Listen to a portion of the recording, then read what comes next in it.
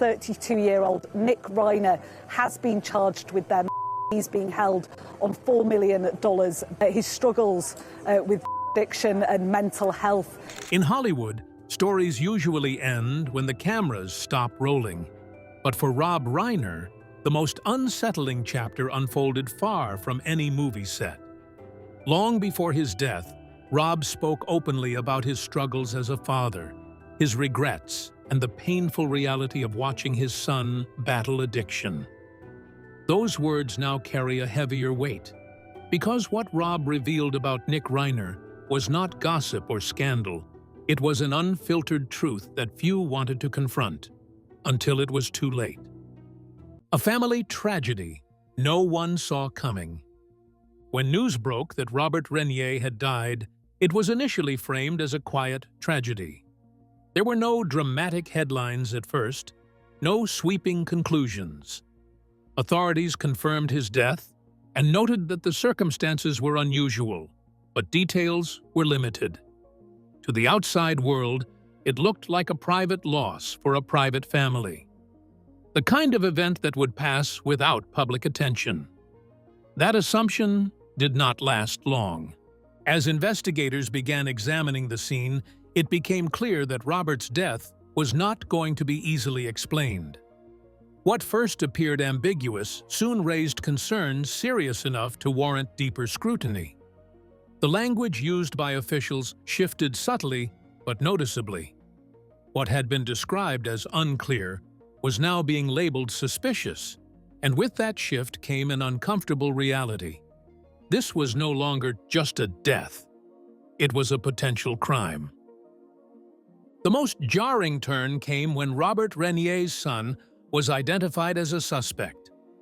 The announcement reshaped the entire narrative. This was not an outside threat or a random act of violence. It was a father and a son. A relationship most people instinctively associate with protection, loyalty, and trust. That association made the suspicion feel almost impossible to process. For many, the idea alone was more disturbing than any detail investigators could release. What made the situation even harder to grasp was the lack of public warning signs. There had been no visible family breakdown, no widely known disputes, no public records of violence that suggested escalation. From the outside, the relationship appeared ordinary.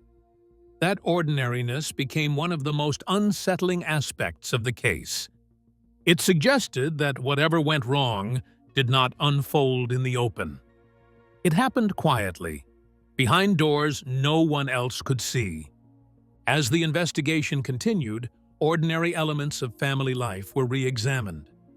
Daily routines, past interactions, and periods of silence were no longer neutral. They were potential clues. Conversations once forgotten were now relevant. Gaps in timelines took on new meaning.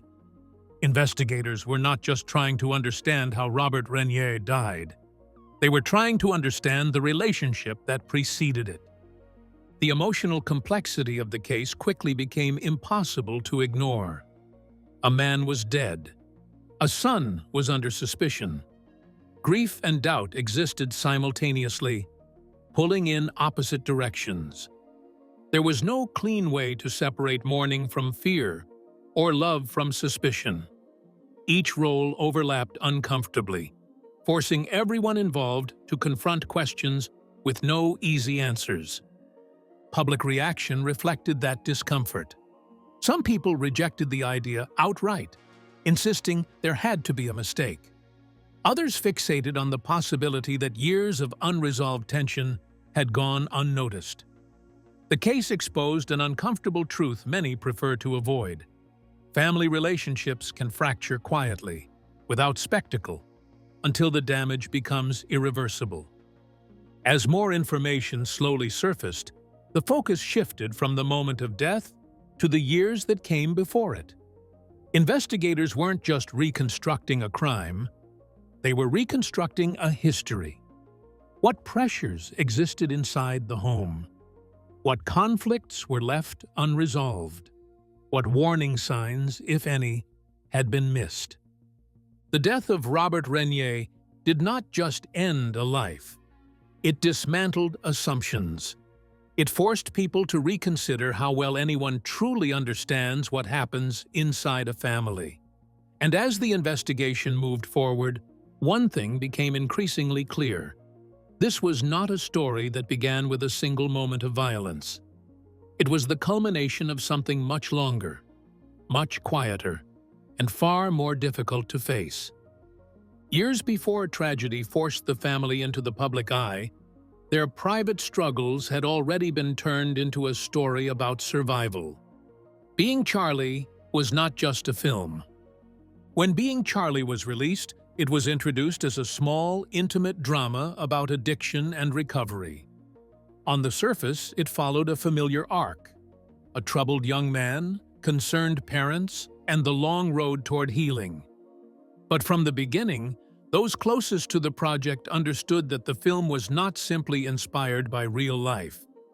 It was drawn directly from it. The story reflected experiences that had unfolded inside the Reiner household, shaped by years of conflict, fear, and desperate attempts to help a son who was slipping away. The film's semi-autobiographical nature was never hidden. Rob spoke openly about how much of the emotional core came from watching his child struggle. Nick, meanwhile, wrote from the inside of that experience. This was not a detached observer describing addiction. It was someone who had lived it, resisted it, and survived it. That dual perspective gave the film a rare tension. It was both a parent's story and a child's rebuttal. Every scene carried the weight of real arguments, real misunderstandings, and real pain that had never fully been resolved. Co-writing the film together blurred lines that are usually kept separate. Creative disagreements became personal. Personal memories became scripted dialogue. The process forced father and son to revisit moments that had nearly torn them apart. Rob later described the collaboration as healing, but also exhausting. Writing together meant reopening wounds that had barely begun to close. There was no safe distance. Each draft carried emotional consequences beyond the page. What made the process even more complicated was the power imbalance. Rob was an established filmmaker with decades of authority. Nick was still defining his voice, both as a writer and as a person in recovery.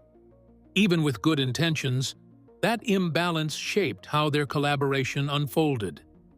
Decisions about story, tone, and resolution echoed larger questions about control and trust that had followed them for years.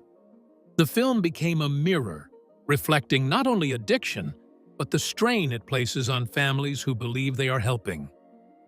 Michelle's role in the story added another layer. She was deeply involved in supporting Nick through his struggles and was equally invested in the film. Years later, she admitted that in their efforts to save their son, they may have ignored his own understanding of what he needed. Her statement that they should have listened to our son landed with quiet force. It suggested that even love, when filtered through fear, can become a barrier. That admission reframed the film in hindsight. What once seemed like a story of recovery now felt like a record of unresolved tension. The parents in the film believe structure and authority will fix everything. The son feels unheard and misunderstood. No one is entirely wrong, but no one is fully right either. That imbalance is what gives the story its uneasy realism. It does not offer easy answers because real life rarely does. For a time, Being Charlie was seen as proof that the Reiners had turned a painful chapter into something meaningful. Interviews focused on reconciliation and growth, but beneath that narrative was a quieter truth. The film did not close the book on the family's struggles. It documented them.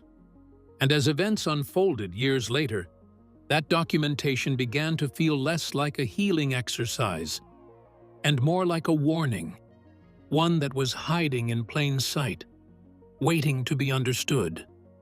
But what the film left out was the part no one wanted to confront: addiction, distance, and missed signals. Nick Reiner's struggle with addiction was never a secret hidden from the world.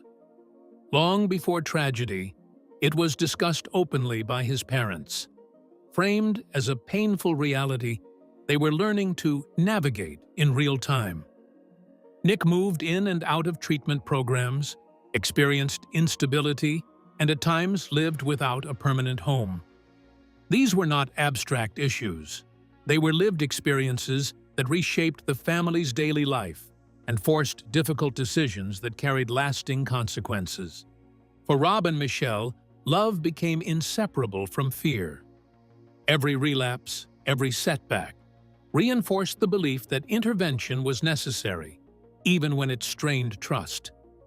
They leaned heavily on professionals who promised structure, boundaries, and expertise. Doctors, counselors, and program directors became voices of authority, often outweighing what Nick himself was saying.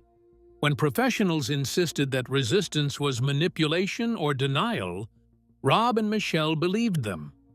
They wanted to believe them. Trusting experts felt like the safest way to save their son.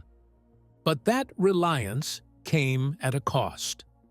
Nick repeatedly expressed that certain programs were not helping him. He spoke about feeling unheard, misunderstood, and boxed into labels that did not reflect his reality. Those concerns were often dismissed as symptoms of addiction rather than signals of deeper distress. Over time, that dismissal created emotional distance. Conversations shifted from dialogue to instruction. Love, once instinctive, became procedural. Inside the family, control and care slowly began to overlap. Rules were enforced out of concern. Boundaries were set out of desperation. Yet from Nick's perspective, those same actions could feel like rejection. When love is expressed through authority rather than listening, it can unintentionally reinforce isolation. The more his parents tried to protect him, the more alone he appeared to feel. This tension is common in families facing addiction, but knowing that does not make it easier to endure. Rob later acknowledged this conflict with striking honesty. He admitted that they sometimes listened to professionals when they should have listened to their son. That admission revealed how easily good intentions can drown out the very voices they aim to protect. Addiction complicates trust on all sides. Parents fear being deceived. Children fear being controlled. Somewhere in that space, understanding slips through. Distance did not mean a lack of love. In fact, it often meant the opposite. Rob and Michelle were deeply involved, constantly trying to fix what felt unfixable. But constant intervention can unintentionally send a message that someone is broken beyond repair. For Nick, that message may have lingered even during periods of progress. Recovery is fragile, and feeling misunderstood can be as destabilizing as relapse itself. What makes this story especially painful is how clearly the missed signals appear in hindsight. Moments that once seemed manageable now feel significant. Words that were brushed aside take on new weight. None of this suggests blame or certainty. It reveals the quiet tragedy of families doing their best with limited understanding and immense fear. Addiction does not unfold in a straight line. Neither does healing. In the Reiner family, love never disappeared, but it became entangled with control in ways that were hard to undo. And as time went on, the distance created by those missed signals would set the stage for a rupture no one believed was possible. Even after reconciliation, something remained unresolved, and it surfaced years later. The illusion of healing. After being Charlie, there was a sense, both inside Hollywood and among the public, that the Reiner family had reached the other side of something painful. Interviews spoke of growth. The film was framed as a turning point, a moment where honesty led to understanding and repair. For many observers, the story felt complete. The parents had faced their fears, the son had shared his truth, and the family appeared to have moved forward together. That belief settled in quietly and stayed there. But healing, especially when it unfolds in public, often creates an illusion of closure. What audiences see are selected moments, thoughtful quotes, hopeful reflections, and carefully framed conversations. These moments are real, but they are not whole. Behind them, life continues with all its unresolved tensions. Recovery does not erase memory. It does not undo years of conflict or instantly restore trust. It simply opens a door that still must be walked through, day after day. For Nick, the period after the film carried a different meaning. While the collaboration with his father was meaningful, it also reinforced his desire to step out from under that shadow. He wanted independence, not just creatively, but emotionally. Being defined by struggle, even in a story meant to heal, can feel confining. He wanted to be seen as more than a symbol of recovery or a lesson in perseverance. That desire created distance, not out of rejection, but out of self-preservation. From the outside, that distance could look like progress. Independence is often mistaken for stability.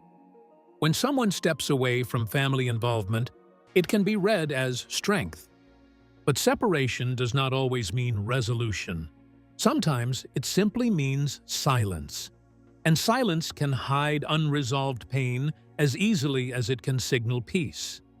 In families marked by years of crisis, quiet moments are not always calm ones. Rob and Michelle appeared to respect Nick's wish for autonomy. They spoke with pride about his growth and expressed hope for his future. Yet hope does not eliminate worry. Even when relationships seem fixed, the fear that shaped them does not vanish. It lingers beneath polite conversations and supportive gestures. Publicly, everything looked steady. Privately, the complexity remained. This gap between perception and reality is where the illusion of healing takes hold. People assume that because the worst moments are no longer visible, they no longer exist. But emotional wounds do not follow narrative arcs. They do not resolve themselves neatly at the end of a project or a public conversation. They persist, evolving quietly in the background. In the Reiner family, the belief that things were better may have been partly true. Progress was real. Growth had occurred. But progress is not protection. It does not guarantee safety or understanding.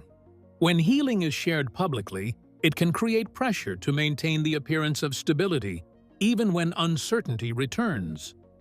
Admitting struggle after claiming growth can feel like failure. The hardest truth is that peace is not always visible, and visibility does not equal peace. The family's story, once seen as an example of healing through honesty, now reads differently. It suggests that recovery can coexist with unresolved tension, and that moving forward does not always mean moving past. And in that quiet space between appearance and reality, unresolved pain can remain, waiting to resurface when no one expects it. Then came the night that reopened every old wound, the party before everything changed. The night before everything changed did not begin with chaos.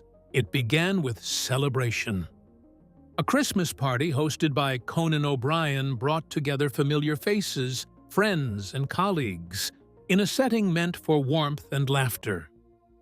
Rob Reiner attended with his son Nick, and for a time, nothing appeared out of the ordinary. But according to multiple reports, the evening took a turn when Rob and Nick became involved in a heated argument.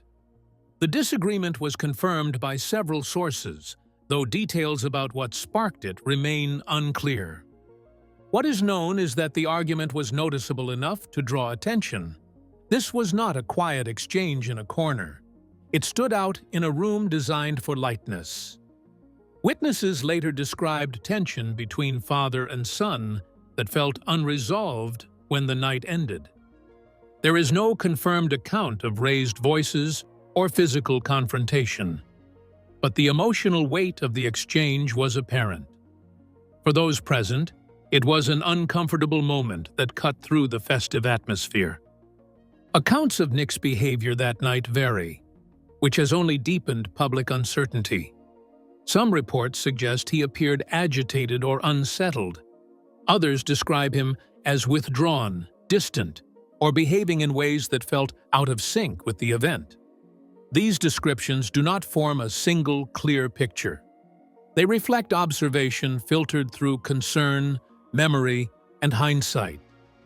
No official statement has labeled his behavior as criminal or violent that evening. Still, several attendees later acknowledged feeling uneasy. That unease matters not because it proves anything, but because it reveals how the night was experienced by those who were there. In moments of reflection, people often recognize discomfort they could not fully explain at the time. What seemed like tension or odd behavior can take on new meaning after tragedy. This does not change the facts, but it does shape how the night is remembered. One widely circulated report claims that some guests considered calling emergency services due to concern over Nick's state of mind, but ultimately did not. That claim has not been officially confirmed, and no public statement has been made by the host. What remains clear is that at least some people sensed that something was wrong. Whether that feeling was rooted in visible behavior, emotional tension, or personal interpretation is impossible to say with certainty. After the party ended, Rob and Nick left separately. From there, the timeline becomes a matter for investigators, not speculation. What is important in understanding this moment is not assigning meaning beyond what is known, but recognizing how fragile the situation already was. The argument did not happen in isolation. It followed years of struggle, reconciliation, distance, and unresolved pain. That context matters. The party has since become a fixed point in the story because it represents the last confirmed public interaction between father and son. In hindsight, it feels heavy with implication, but at the time, it was simply a moment that ended without resolution. No one present could have known what the next hours would bring. No one could have predicted how that unresolved tension would echo forward. By morning, the family story would no longer belong to them. A timeline under scrutiny. In the hours following the Christmas party, the story moved from private tension to public investigation. What authorities have emphasized since the beginning is the importance of verified facts. Among the most closely examined elements are surveillance recordings that place Nick Reiner in specific locations during the early morning hours after his parents were last seen alive. These sightings, captured by CCTV cameras near a gas station and later near a hotel in Santa Monica, have helped investigators establish a basic timeline without drawing conclusions about motive. According to reports, the footage shows Nick walking calmly, alone, and without visible distress. He is seen crossing streets, changing direction, and eventually heading toward a hotel where records confirm he checked in shortly afterward. These moments are significant not because of what they show, but because of what they do not. There is no visible altercation, no confrontation, and no confirmed indication of violence in the footage itself. It simply places him in time and space during a critical window. Police have been careful in their public statements, confirming only what can be supported by evidence. They have acknowledged the existence of the surveillance footage and hotel records, but have not released full details about how those pieces fit together. Authorities have also confirmed that the deaths occurred in the early morning hours, though the exact time and sequence of events remain part of an ongoing investigation. Autopsy results, forensic analysis, and digital evidence all play roles that are not immediately visible to the public. What police have not confirmed is just as important. They have not publicly stated a motive. They have not released detailed findings about the alleged weapon, beyond confirming it was a knife. They have not explained precisely what evidence led them to narrow their focus so quickly. This absence of detail has fueled speculation, but investigators have repeatedly signaled that restraint is intentional. Premature disclosure could compromise the case. Despite that restraint, authorities moved swiftly to arrest Nick. This decision suggests that the evidence they gathered early on was substantial enough to meet the legal threshold for action. While the public does not have access to all of that information, police have indicated that the totality of the evidence, not a single moment or clip, guided their decision. In cases of this magnitude, timelines are built from many small corroborating details rather than one dramatic discovery. Nick was located approximately 15 miles from the family home when he was taken into custody. His arrest occurred without public incident. From there, the case entered the judicial process, where facts are tested under scrutiny rather than assumption. The focus on Nick does not imply certainty of outcome. It reflects investigative direction based on available evidence, subject to review in court. What makes this timeline especially intense is how ordinary it appears on the surface. Walking, checking into a hotel, moving through a city that was still asleep. These actions, when placed next to an unthinkable crime, feel deeply unsettling. Yet investigators caution against reading meaning into normal behavior. Timelines establish sequence, not intent. But the legal case is only one layer of this story: mental health, responsibility, and restraint. As the investigation unfolded, attention inevitably turned toward questions of mental health. Reports emerged that Nick Reiner had been under psychiatric care and that medication changes may have been discussed in the period leading up to the deaths.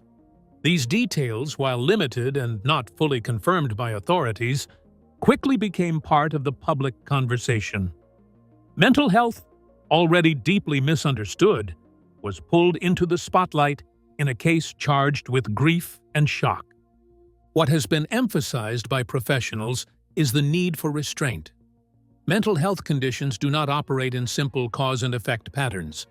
Diagnoses are complex, symptoms vary widely, and treatment responses differ from person to person. Experts have cautioned against assuming that any diagnosis alone explains behavior, let alone predicts violent acts. Such assumptions not only distort reality, but also deepen stigma for millions of people living with mental health conditions who never harm anyone. Discussions around medication have been particularly sensitive. Adjustments in treatment are common and often necessary, but they do not instantly transform behavior. Clinicians note that changes in medication typically take weeks to have noticeable effects. Suggesting immediate outcomes oversimplifies a process that requires careful monitoring and professional oversight. Without confirmed medical records or official statements, speculation fills gaps that facts have not yet addressed. Responsibility is another critical part of this conversation. Acknowledging mental health struggles does not remove the need for accountability, nor does accountability erase the reality of illness. The justice system is designed to evaluate both. Courts consider competency, intent, and evidence within a structured framework, not through headlines or public opinion. Reducing complex legal questions to a single explanation risks undermining that process. Experts also stress the danger of framing mental health as a convenient narrative. When tragedy strikes, people search for explanations that feel understandable. Mental illness can become an easy answer even when it is incomplete or inaccurate. This approach can unintentionally harm families who are already struggling and discourage others from seeking help out of fear of being misunderstood. Restraint matters because words shape perception. Public conversations influence how society views mental health, addiction, and responsibility. Careless conclusions can reinforce harmful stereotypes and create barriers to care. Responsible discussion requires acknowledging uncertainty, respecting due process, and separating verified facts from assumptions. In this case, very little about Nick Reiner's mental state at the time of the alleged crime has been officially confirmed. What exists are fragments, reports, unnamed sources, and expert commentary speaking in general terms. These fragments should not be assembled into a definitive picture. Doing so risks replacing truth with narrative convenience. The most important reminder from professionals has been simple: wait for the evidence. Mental health explanations should emerge from evaluations, testimony, and documented findings, not from public speculation. Compassion and caution are not opposites. They are necessary partners when discussing issues that affect both individual lives and broader understanding.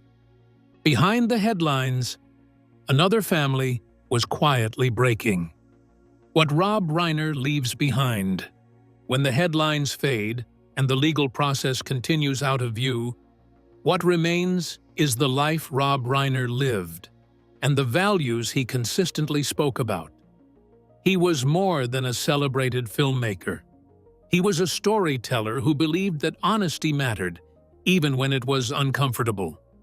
Through decades of work, he showed a rare ability to move between humor, warmth, and gravity, often reminding audiences that empathy sits at the center of meaningful stories.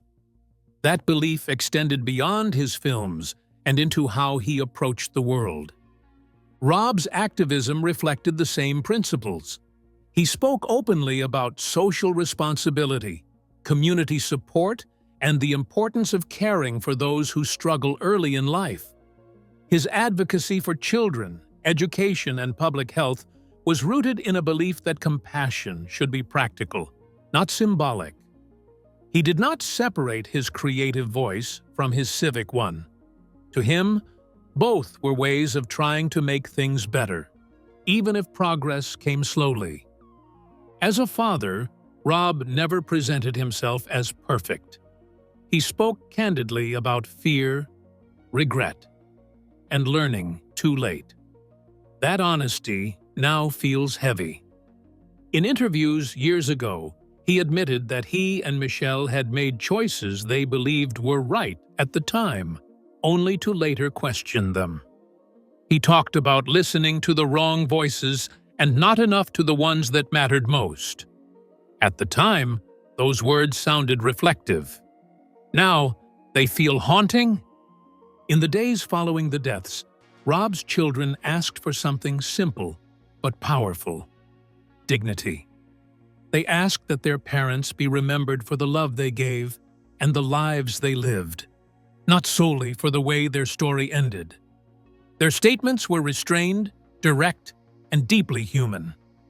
They did not assign blame or offer explanations. They asked for space to grieve and for their parents' legacy to remain intact. That request highlights the difference between public interest and private loss. Rob Reiner belonged to the world in one sense, but he belonged to his family in another. The tragedy does not erase decades of creativity, mentorship, and generosity. It does not undo the joy his work brought to millions or the impact he had on colleagues and causes he believed in. A life cannot be reduced to its final chapter. What makes Rob's words feel tragically prophetic is not that he predicted this outcome, but that he understood the stakes of family struggle. He knew how fragile connection could be. He spoke about the pain of loving someone you cannot save on your own. He acknowledged that good intentions do not guarantee good outcomes. Those insights were not dramatic. They were grounded, honest, and deeply human. In hindsight, his openness reads like a quiet record of someone trying to understand what love requires when certainty disappears. That is why his story resonates beyond the headlines. It speaks to parents, families, and anyone who has faced the limits of control. Rob Reiner's legacy is not just in the films he made or the causes he championed. It is in the courage to speak plainly about failure, fear, and hope, even when the ending remained unwritten. What he leaves behind is a body of work, a public conscience, and a reminder that honesty does not always protect us from loss. But it does give meaning to the way we remember. As this story continues to unfold, one truth remains clear. Behind every headline is a family carrying a weight the public will never fully see. This was never just about fame, films, or scandal. It was about love, struggle, and the painful limits of control. Make sure to like this video, share your thoughts in the comments, and subscribe for more deep dives. And watch the next video on screen to continue exploring stories where what's unseen matters most.